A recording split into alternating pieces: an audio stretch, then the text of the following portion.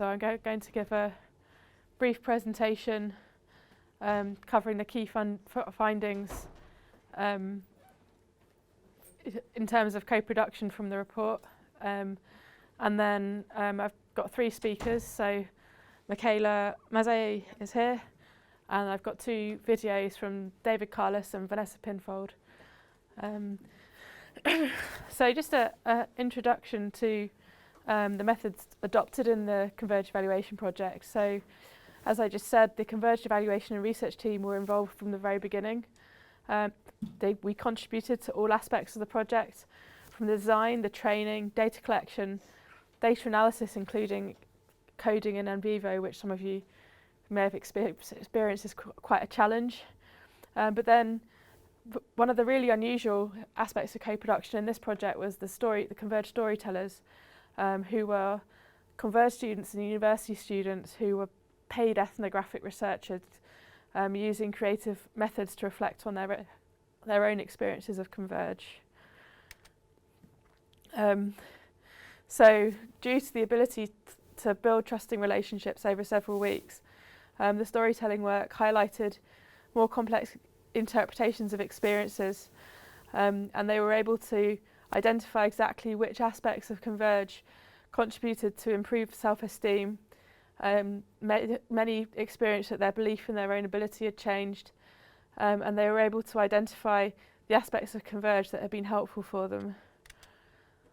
The discussion group, which I sort of organised as the CERT coordinator, began as just a group of CERT students, but grew after Christmas to include the storytellers and also some Converge tutors as well.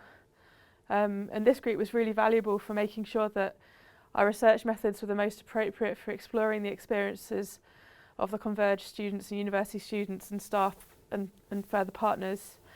And we felt that the insight gained through their experience of Converge allowed the project to access a deeper exploration of their experiences, which resulted in richer, more meaningful data. And the triangulation of the analysis work via a broad range of voices increased the validity and credibility of the project's findings and conclusions. And the discussion group members also seemed to really value the chance to learn research skills and extend their understanding of different methodologies. So we feel that this way of working gave us a bonus over traditional research findings.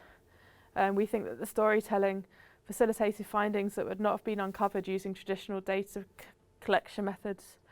And this was due to the ability to build trusting relationships over several weeks and having more time, which meant that there was a capacity to highlight more complex interpretations of experiences. Many of the themes that emerged from traditional data collection that we did were actually supported by the findings from the sort of more creative storytelling. So, I invite Micaela. Micaela is from Glasgow University, Glasgow Caledonian University, and she's evaluated a number of programmes based on co-productive approaches to design and deliver public services in Scotland. So, hi, David and Vanessa. Nice to see you and meet you. And thank you very much for inviting me to give my response, if you like, to the evaluation of such an exciting project. And it's as Ruth has mentioned, I've been involved in evaluation of co-production programs and projects in Scotland, but it's the first time that the co-production element comes out so strongly in the methodology used in this evaluation, and the setup of the project and the model itself. So it is quite exciting, and I share the enthusiasm that previous speakers have already conveyed in such an incredible project. Undoubtedly, not only the outputs and the outcomes of the project are showing so significantly the contribution that it makes, but the design of it is so innovative that should definitely be considered as something to push forward and to be considered for mainstreaming. So obviously the first few slides are just a reflection for me and a reminder of how the model is set up. And we've already heard about the fact that what Converge means and what it offers as a project and as a model of collaborative working between two so important institutions like universities and the NHS in specific contexts. But what is very interesting as well is how it crosses over different policy areas. And we've heard before exactly in terms of the contribution that universities are increasingly sort of focused on in terms of practice-based learning and teaching, in terms of opening up to communities, with caveats on how sometimes that is actually enacted. And in this case, instead, that collaborative and sort of widening participation comes to the fore quite significantly. In terms of the NHS transformations, and if you like, health and social care sort of policy changes, is at the forefront as a model in terms of the integrated care systems. But not only in terms of the way that the commissioning is going to sort of be changed to be more localized, but also in terms of relevance of the policy focus that mental health has and should have increasingly so in current times. And in terms of the way that the model is implemented, particularly in York, is really interesting. And I highlighted, and wrongly I didn't highlight the CERT, the Converge Evaluation and Research Team, but probably because it was the focus, so my brain was connected to that. But it's really interesting, the setup in terms of how students are supported through a variety of tools that differ from the other institutions, but it still provides through postal courses and online courses students from both Northumbria and York with access to the various sort of offerings of the institutions, the Discovery Hub. But obviously the most interesting element is indeed the Converge Evaluation and Research Team. For its setup, but also for the work that it carries out beyond the Converge model of an implementation within a sort of institutional setting. Because I was quite fascinated by the fact that anyway, the Converge team, the Converge research team also engages in evaluating community projects outside of the university. And that's a great contribution that the university brings once again outwards towards the community. And I've highlighted just 4 bullet points in terms of the positives, and what really struck me in reading both the report, which I did read in full ultimately, but also the sort of the co-production specific in terms of is evident that the approach is co-created and is centered around the need of participants, but the methods are very reflective and collaborative and participative, because the participation is indeed very, very sort of strong. Positive outcomes. Policy outcomes are a bit implicit in the report, but they do already come to the fore, and the recommendations are very well crafted. And it's on the basis of this recommendation that, and not on the basis, but my sort of recommendations or area for discussion today are indeed focused also on what came out of the recommendation. So firstly, the question is, are we looking at co-production within the model of Converge or simply the evaluation? It could be both, and it could be, but I think in my view, in an area for future consideration is being clearer and spell it out more clearly, how these two can be interconnected.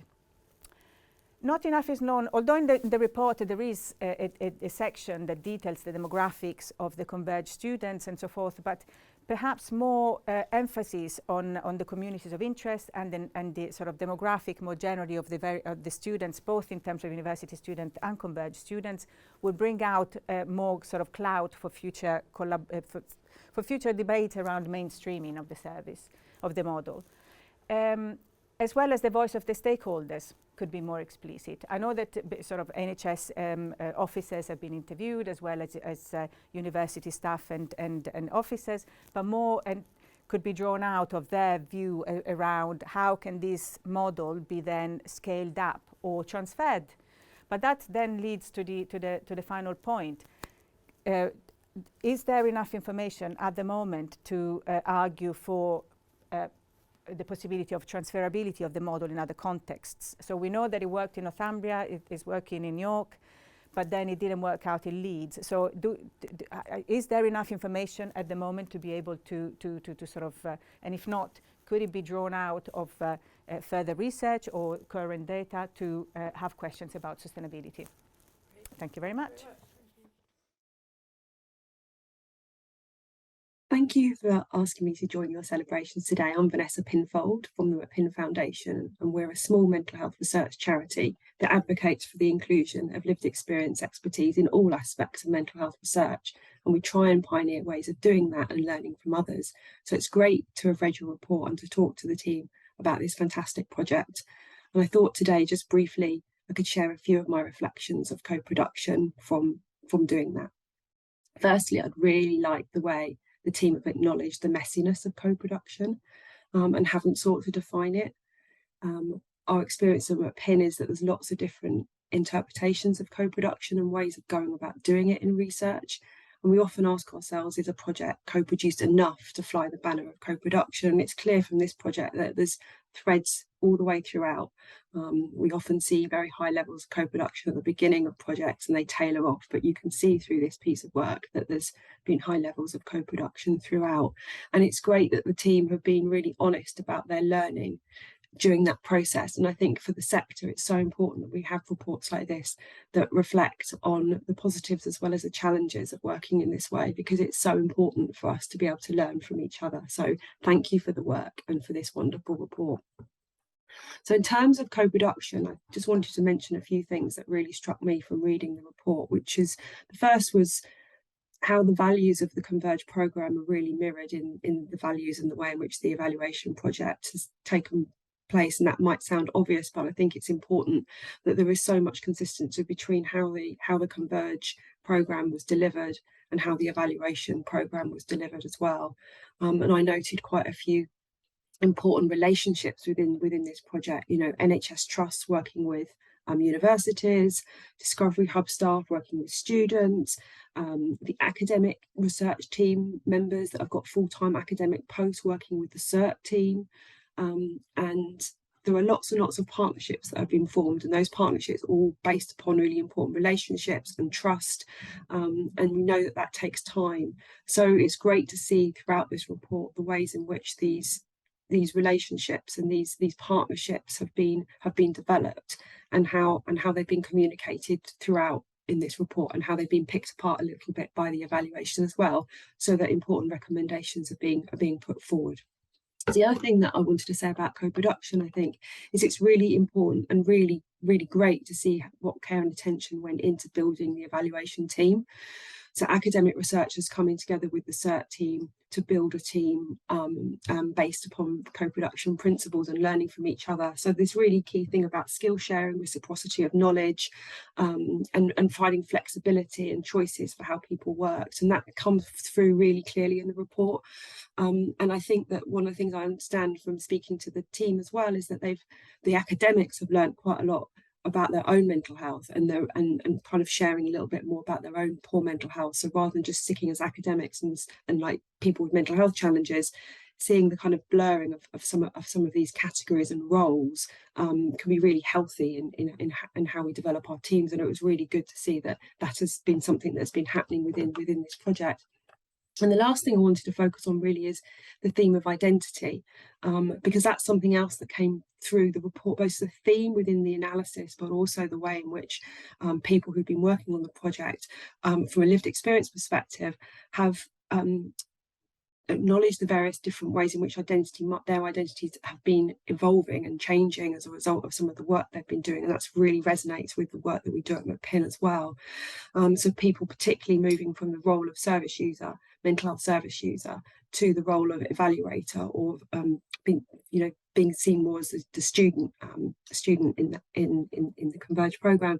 And just wanted to emphasise as well a little bit about the fact that the evaluation team have also talked about the challenges of academic rigour versus flexibility, and within that sometimes again this idea of identity status, and something we see a lot of McPin is to talk about is imposter syndrome.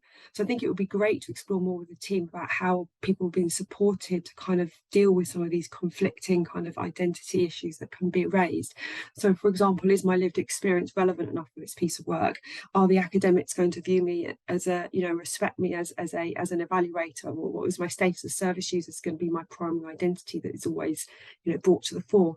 So how can we help work within teams to kind of address issues around imposter syndrome and struggles around identity when the kind of, again, the power of the academic hierarchy looms large, partly because of research infrastructures. Doesn't matter what the quality of relationships are like, sometimes the structures we work within still create some of these hierarchies, and what we're trying to do is flatten everything. So exploring with the team issues around identity and imposter syndrome would be really, really fascinating. Now, I know I've run out of time, and I'd love to reflect more with you, but I hope these few points of reflection are helpful for the wider discussion, and I wish you all the best with the dissemination programme, including your peer review outputs.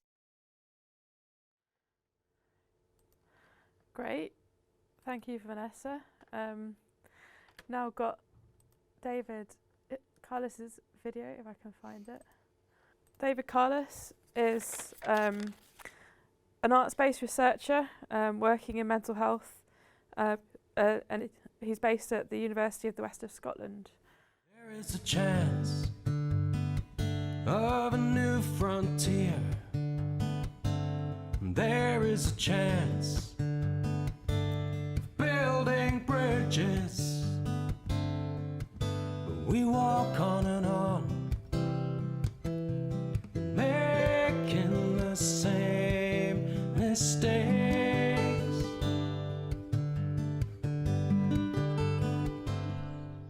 Nothing about us without us. A Polish political slogan from the 16th century, known in its English form through the disability rights movement of the 1990s, as relevant today as it ever was. A commitment Converge has taken on board, embraced, understood, and made real, where co-production helps us towards social justice and empowerment. Diverse collaborations which widen the circle of us and narrow the circle of them. As important today as it ever was. An aim to support social integration and recovery, to provide insights from those of us who have experienced mental ill health. Not theory and measurement, labels or diagnoses, but a human point of view. Stories, music, poems, works of art. Autoethnographic researchers using creative methods to reimagine how our lives could be different, as essential today as it ever was. An honourable tradition marginalised by an era of narrowly defined evidence-based medicine. But as Peter Chadwick said, materialistic science compels investigators to explore that in people which is most machine-like. Art compels us to seek that which is most human. Some outcomes of this collaborative project. Space for deeper reflection, to see how far we have come. Self-confidence and self-esteem. Belief in our own ability. Learning new creative skills. As Patricia Deegan put it, we rebuilt our lives on the three cornerstones of recovery: hope, willingness, and responsible action. We learned to say, I am hopeful, I am willing to try, and I discover that I can do, as valid today as it ever was. Communities of mutual understanding and respect, vulnerable and open, welcoming dual experiences, not academics or lived experience experts, but habitations of both. Something I too work to realise, such as in our latest film, 7 Days in Lockdown. I am with Marcello Diversi and Claudio Moreira when they say, alone, despair seems inevitable, paralysing. Together, we might be able to keep our bearings towards social justice, true today as it ever was. You bring a chance, of a new frontier. You bring a chance, building bridges, of turning around and making tomorrow great. Great. Thank you, Vanessa and David. We've kind of run out of time because we've only got a 20-minute break and we started a bit late, but I just wondered if anyone had like a burning question that they really wanted to ask, or if you're just after a cup of coffee. Any burning questions? Okay, well, thank you everyone for coming. I hope you found it informative and enjoyed the videos, and yeah, thank you.